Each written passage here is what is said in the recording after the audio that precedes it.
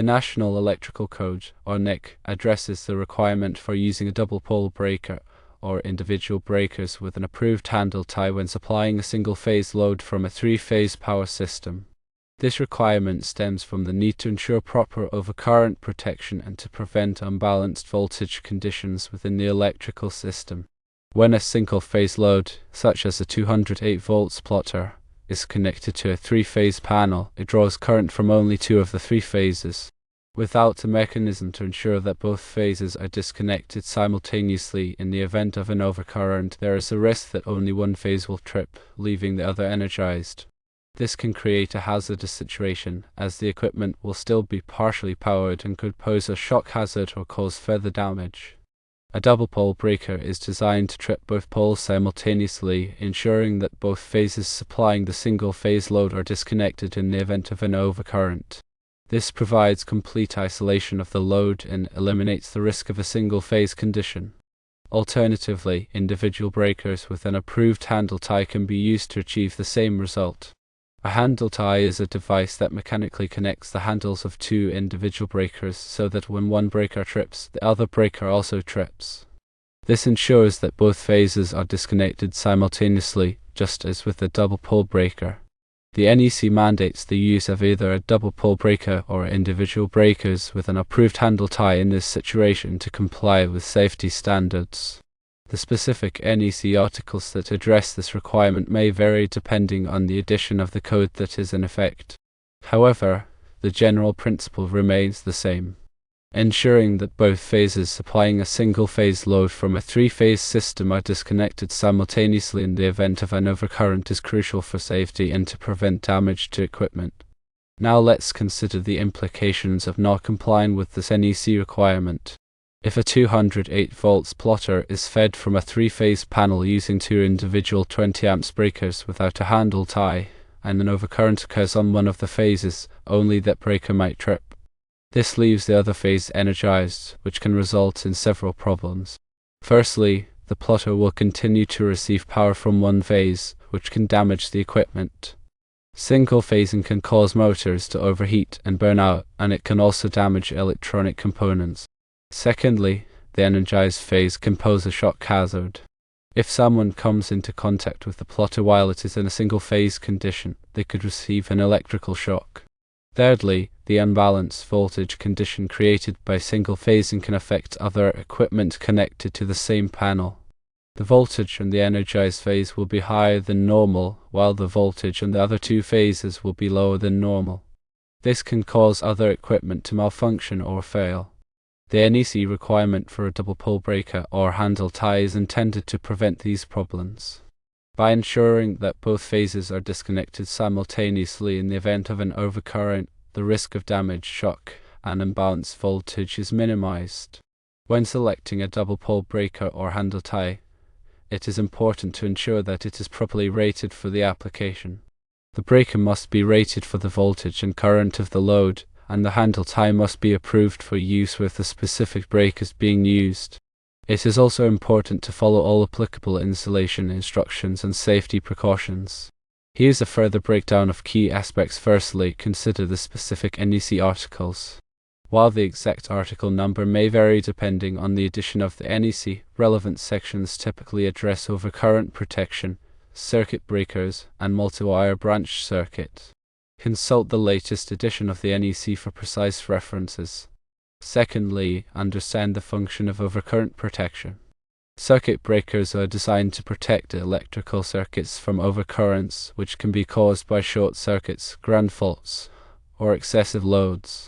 When an overcurrent occurs, the circuit breaker trips, interrupting the flow of electricity and preventing damage to equipment and wiring. Thirdly, recognize the importance of balanced voltage. In a three-phase power system, the voltage between each phase and neutral should be equal. When a single-phase load is connected to a three-phase system without proper precautions, it can create an imbalance in the voltage, leading to various problems as previously mentioned. Fourthly, be familiar with handle ties. Handle ties are devices that mechanically connect the handles of two or more circuit breakers so that they trip simultaneously. This is required when a multi-wire branch circuit supplies more than one device on the same yoke, as well as in situations where a single-phase load is connected to a three-phase system. Fifthly, know the difference between single-pole and double-pole breakers. A single-pole breaker protects only one phase of a circuit, while a double-pole breaker protects two phases simultaneously. In the case of a 208-volt single-phase load connected to a three-phase system, a double-pole breaker is necessary to provide overcurrent protection for both phases. Sixthly, ensure proper breaker sizing. The circuit breaker must be sized appropriately for the load it is protecting. This is typically determined by the ampacity of the conductors supplying the load and the rating of the equipment being served. Consult the NEC for specific requirements on breaker sizing. Seventhly, be aware of the risks of improper installation. Incorrectly installing a circuit breaker or handle tie can create a dangerous situation and may violate the NEC. It is important to follow all applicable installation instructions and safety precautions. Eighthly, consider the impact on other equipment. As noted before, an imbalanced voltage condition can affect the performance of other equipment connected to the same electrical system. This can lead to reduced efficiency, increased wear and tear, and even equipment failure. Ninthly, understand the role of qualified electricians. Electrical work should only be performed by qualified electricians who are familiar with the NEC and have the necessary skills and experience to ensure safety and code compliance. Tenthly, be aware of local codes and regulations. In addition to the NEC, local jurisdictions may have their own electrical codes and regulations that must be followed. It is important to check with the local authorities to ensure compliance with all applicable requirements. Let's delve deeper into specific scenarios and considerations. Firstly, consider a situation where the plotter is essential for operations. If the plotter is critical for the building's operations, it may be necessary to install a redundant power supply or an uninterruptible power supply, or UPS, to ensure that it remains operational even in the event of a power outage or other electrical problem. This would require careful planning and coordination with a qualified electrician. Secondly, think about energy efficiency. While safety is the primary concern, it is also important to consider energy efficiency when designing and installing electrical systems. Using energy-efficient equipment and optimizing the electrical layout can help to reduce energy consumption and lower operating costs. Thirdly, examine future expansion. When planning an electrical installation, it is important to consider the potential for future expansion. Leaving room for additional circuits and equipment can save time and money in the long run. Fourthly, address specific requirements for sensitive equipment. Some types of equipment, such as medical devices or laboratory instruments, may have special requirements for power quality and reliability. It is important to consult with the manufacturer of the equipment to determine the specific requirements and to ensure that the electrical system meets those requirements. Fifthly, understand the importance of regular maintenance. Electrical systems should be inspected and maintained on a regular basis to ensure that they are operating safely and efficiently. This includes checking circuit breakers, wiring, and other components for signs of wear and tear, and replacing them as needed. Sixthly, consider surge protection. Surge protection devices, or SPDs, can protect sensitive electronic equipment from damage caused by voltage surges. SPD should be installed at the service entrance and at the point of use to provide comprehensive surge protection. Seventhly, comply with accessibility requirements. Electrical equipment should be installed in a location that is easily accessible for maintenance and repair. Clearances around electrical panels and equipment must meet the requirements of the NEC. Eighthly, plan for emergency situations. Emergency lighting and backup power systems should be provided in areas where a power outage could pose a safety hazard. These systems should be tested regularly to ensure that they are functioning properly. Ninthly, document all electrical work. Accurate and up-to-date documentation of all electrical work is essential for troubleshooting and maintenance. This includes drawings, wiring diagrams, and equipment specifications. Tenthly, prioritize safety above all else. Electrical work can be dangerous, and it is important to take all necessary precautions to protect yourself and others from harm. Always to energize circuits before working on them, and use appropriate personal protective equipment. Here are some more detailed aspects to consider to provide even more clarity. Firstly, delve into the nuances of three-phase power systems. Three-phase power is commonly used in commercial and industrial buildings because it provides a more efficient and reliable source of power than single-phase power.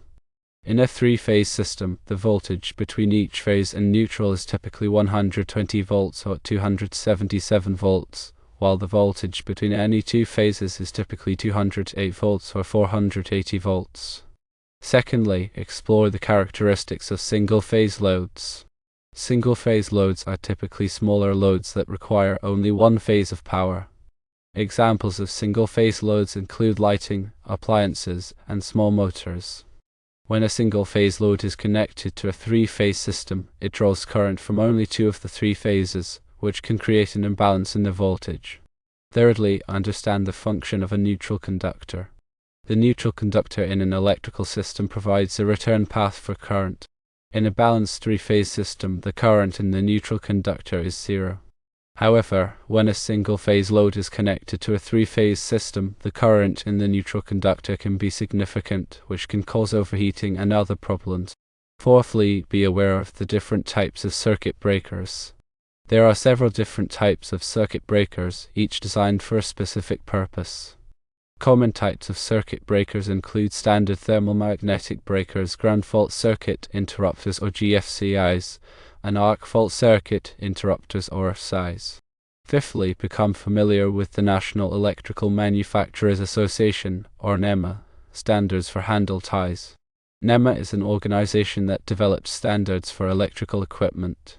NEMA standards for handle ties specify the mechanical and electrical requirements for these devices. Sixthly, consult with a qualified electrical engineer. For complex electrical installations, it is advisable to consult with a qualified electrical engineer. An electrical engineer can help to design the electrical system, select the appropriate equipment, and ensure that the installation complies with all applicable codes and regulations. Seventhly, conduct a load calculation. A load calculation is a process of determining the total electrical load that will be connected to an electrical system. This calculation is used to size the service entrance, feeders, and branch circuits. Eighthly, inspect existing electrical installations. Before connecting new equipment to an existing electrical installation, it is important to inspect the installation to ensure that it is in good condition and complies with all applicable codes and regulations. Ninthly, test the electrical system after installation. After completing an electrical installation, it is important to test the system to ensure that it is operating properly.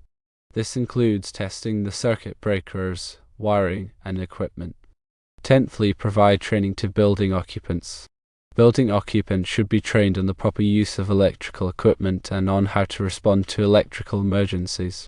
This training should include information on the location of circuit breakers, how to reset them, and what to do in the event of a power outage. To further elaborate on the nuances, consider these points. Firstly, examine the specific requirements for different types of occupancies. The NEC has different requirements for different types of occupancies, such as residential, commercial, and industrial buildings. These requirements are based on the potential hazards associated with each type of occupancy. Secondly, understand the role of the authority having jurisdiction, or OJ. The AHJ is the local government agency that is responsible for enforcing the NEC.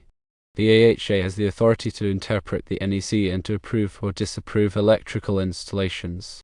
Thirdly, be aware of the potential for arc flash hazards.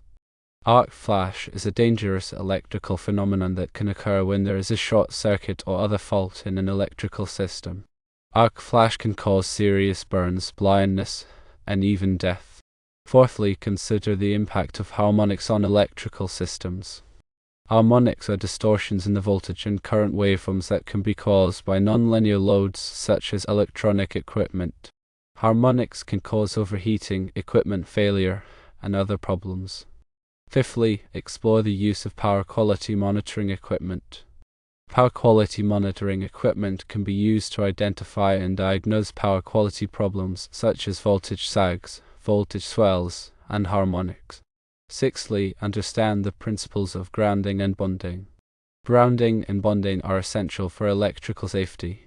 Grounding provides a path for fault current to flow back to the source, while bonding ensures that all metal parts of an electrical system are at the same potential.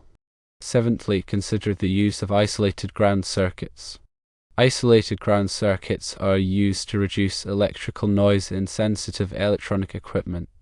These circuits have a separate grounding conductor that is isolated from the building's normal grounding system. Eighthly, be aware of the requirements for flexible cords and cables. Flexible cords and cables are used to connect portable equipment to electrical outlets. The NEC has specific requirements for the types of cords and cables that can be used in different applications. Ninthly, consider the use of energy management systems. Energy management systems can be used to monitor and control energy consumption in buildings. These systems can help to reduce energy costs and improve energy efficiency. Tenthly, stay up to date on the latest changes to the NEC. The NEC is updated every 3 years. It is important to stay up to date on the latest changes to the code to ensure that electrical installations comply with the latest requirements. And lastly, regarding the initial scenario, it is vital to rectify the situation with the 208 volts plotter. Replacing the 2 single-pole breakers with a double-pole breaker, or installing an approved handle tie, is essential to meet NEC requirements and ensure electrical safety. Consult a qualified electrician to perform the work and verify compliance. Ignoring this requirement can lead to dangerous and costly consequences.